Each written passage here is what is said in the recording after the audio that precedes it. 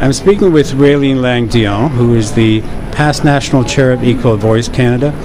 Raylene, big election a few months ago. What are your thoughts on how we did in terms of electing more women?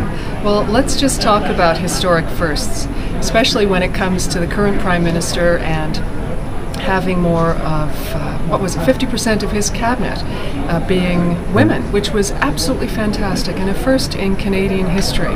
So from an equal voice perspective, equal voice electing more women in Canada, this is a very exciting time in Canadian history for women who want to run, for women who want to participate in political campaigns, and the next generation of women in politics. Now, he made that promise back in, I think it was April of last year.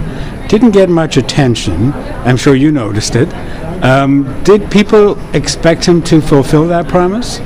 I think people did expect him to fulfill that promise, and I also think that people are very pleased, because let's talk about setting the bar high for future elections in Canada. Yeah. Where do we go from here?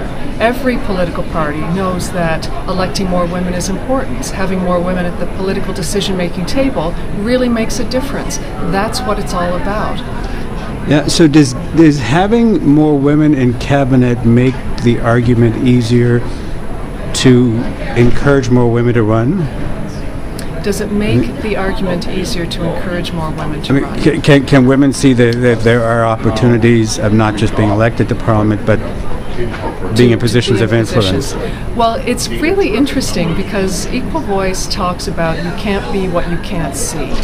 So when you have more women around that decision-making table, that influential table, the most influential table in Canadian politics, you are showing younger women, this can be you. Right. This can be you one day. Yeah. And in terms of women running in the last election, do you think we've moved any further in terms of encouraging more women to run? You're really talking about the essence of what Equal Voice does, and then what each political party does within their own party. But Equal Voice encourages young women.